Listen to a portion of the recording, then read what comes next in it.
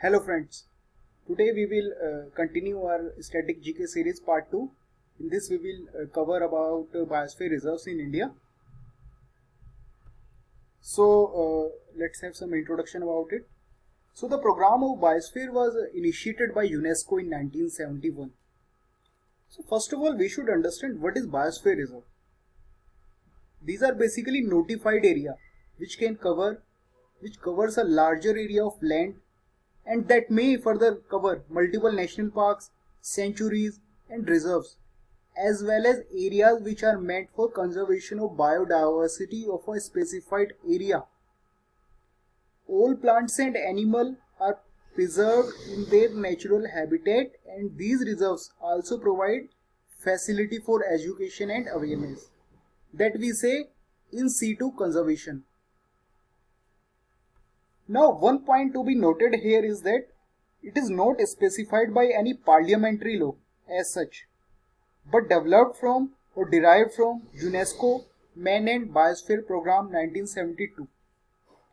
One more interesting point, Biosphere Reserve is not mentioned under protected areas that we discussed in our first lecture. Now the purpose of formation of biosphere reserve is to conserve in situ all forms of life. That I told you that they are protected, they are conserved in their own natural habitat. The first biosphere reserve of world was established in 1979, and since then the network of biosphere reserves has increased to 631 in 119 countries across the world. Now there are some criteria for designation of biosphere reserves. A site must contain a protected and minimally disturbed core area of value of nature conservation. We will see what core exactly is. Core area must be biogeographical unit and should be large enough to sustain a viable population representing all trophic levels. The involvement of local community and use of their knowledge in biodiversity preservation. Areas potential for preservation of traditional tribal or rural modes of living for harmonious use of the environment. Now let's discuss about zonation or structure of biosphere reserve.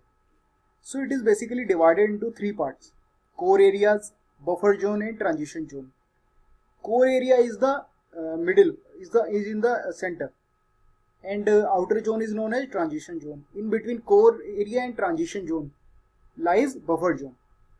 So these are basically have some degree of restrictions. In core area, it is totally undisturbed and legally protected area. No interference of human in this region for economic or cultural activities. Whereas buffer zone, ecotourism is permitted with the protection of natural resources. Even safari that you must have gone through, they are done in buffer zone. Moreover, these may be used for educational and research activities. Whereas in transition zone, people are allowed to leave own property and carry out their traditional activity, which may be dominated by tribal people living in that region. So this is basically zonation of biosphere reserve. Now functions of biosphere reserve. So basically three major functions: conservation, development and logistic support. So in conservation, basically entire biodiversity conservation, ecosystem and various genetic resources. In development, basically to study about the various economic and human interaction with the environment, its socio-cultural and ecological level. It seeks to strengthen three pillars of sustainable development: social, economic and protection of the environment. Then logistic support, in terms of like we are deriving education, environment education from that, training and monitoring in the context of local, national and international conservation and sustainable development. So see, for doing research on biodiversity, we need to self-present in that area, and only biosphere reserve can provide that support. Now coming to our main topic of today's discussion, biosphere reserves in India. There are total 18 biosphere reserves in India. We will discuss all of them. Cold desert, Himachal Pradesh. It is famous for snow leopard. Then we have Nanda Devi Biosphere Reserve in Uttarakhand, located in the western Himalayas. Then we have Kanchenjunga, located in Sikkim. It is again famous for snow leopard and red panda. Then we have Dehang Bang, which is in Arunachal Pradesh. Manas, again in Assam, golden langur and red panda. Dibru Saikova, located in Assam. Nokrek, Meghalaya. In the Garo Hills, it is famous for red panda. Then we have Panna, located in Madhya Pradesh. Panchmadi, again in Madhya Pradesh, famous for giant squirrel and flying squirrel. Achankmar Amarkantak, it is in Madhya Pradesh and Chhattisgarh both. Then we have Kutch in Gujarat. It is the largest biosphere reserve area. Then Simlipal in Odisha. It is famous for goats, Royal Bengal tiger and wild elephant. Then Sundarban in West Bengal, famous for Royal Bengal tiger. Seshachalam, Andhra Pradesh. Then we have Agastmala in Karnataka, Tamil Nadu and Kerala. This is important. You should be aware that Agastmala covers 3 states, Karnataka, Tamil Nadu and Kerala. Nilgiri, it is again in 3 states, Tamil Nadu, Kerala and Karnataka.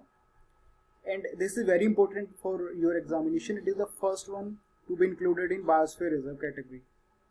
It lies in Western Ghats. It is famous for Nilgiri Tar, lion-tailed macaque.